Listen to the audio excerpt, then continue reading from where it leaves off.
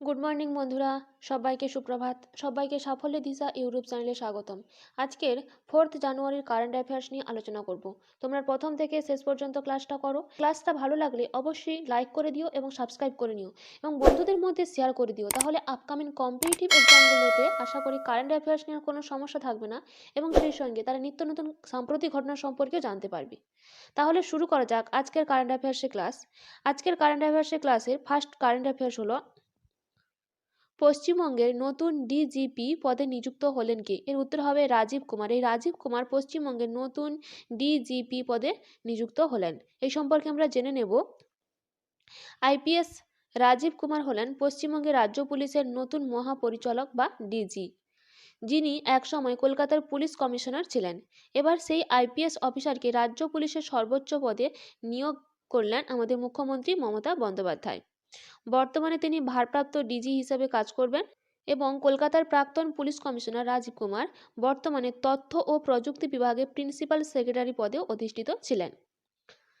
সরকারি এক বিজ্ঞপ্তিতে রাজীব কুমারের নিয়োগের কথা জানানো হয় এবং সদ্য প্রাক্তন ডিজি মনোজ মালভিয়াকে রাজ্য পুলিশের উপদেষ্টা নিযুক্ত করা হয়েছে। নেক্সট, কোন দেশ সম্প্রতি মেনজিয়াং নামে একটি অত্যাধুনিক সমুদ্র খনন জাহাজ উন্মোচন করেছেন? এর উত্তর হবে চীন। এই চীন দেশ সম্প্রতি মেনজিয়াং নামে একটি অত্যাধুনিক সমুদ্র খনন জাহাজ উন্মোচন করেছে। এই সম্পর্কে আমরা জেনে নেব। চীন তার ওশান ড্রিলিং ভেসেল মেনজিয়াং লঞ্চ করেছে, যা বৈজ্ঞানিক অন্বেষণের একটি গুরুত্বপূর্ণ মুহূর্তকে নির্দেশ করে। 150টি গবেষণা প্রতিষ্ঠান এবং কোম্পানির সহযোগিতা চায়না জিওলজিক্যাল সার্ভে দ্বারা বিকশিত চীনা ভাষায় জাহাজটির নামকরণ করা হয়েছে ড্রিম, যা এর অ্যাম্বিসিউস মিশনকে প্রতিফলিত করে। প্রসঙ্গত যে এই মিনজিয়াং এর লক্ষ্য হল পৃথিবীর ভূত্বক ভেদ করা এবং এই অজানা অঞ্চলে মানব সভ্যতার উদ্বোধনী যাত্রাকে চিহ্নিত করে ম্যান্ডলের রহস্যের মধ্যে প্রবেশ করা। নেক্সট, সম্প্রতি ভারতে প্রথম সাবমেরিন পর্যটন কোথায় উন্মোচিত হবে? এর উত্তর হবে গুজরাটে। সম্প্রতি ভারতের প্রথম গুজরাটে সাবমেরিন পর্যটন উন্মোচিত হবে। এই সম্পর্কে আমরা জেনে নেব। দেশের প্রথম সাবমেরিন ট্যুরিজম শুরু করতে চলেছে গুজরাট সরকার।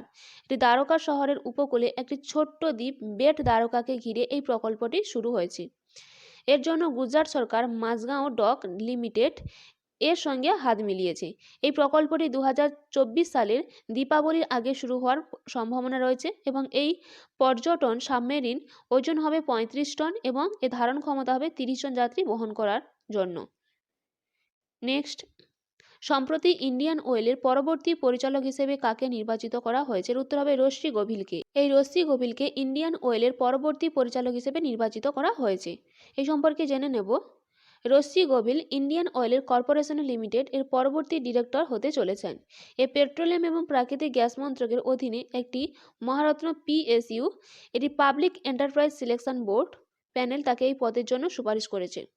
বর্তমানে তিনি একই সংস্থার নির্বাহী পরিচালক হিসেবে দায়িত্ব পালন করছেন। নেক্সট, সম্প্রতি ইসরো আগামী 5 বছরে কতগুলি ভূগোয়েন্দা উপগ্রহ উৎক্ষেপণের পরিকল্পনা করেছে? এর উত্তর হবে 50টি। সম্প্রতি ইসরো আগামী 5 বছরে 50টি ভূগোয়েন্দা উপগ্রহ উৎক্ষেপণের পরিকল্পনা করেছে। এই ইসরোর হেডকোয়ার্টার কোথায়? বেঙ্গালুরু।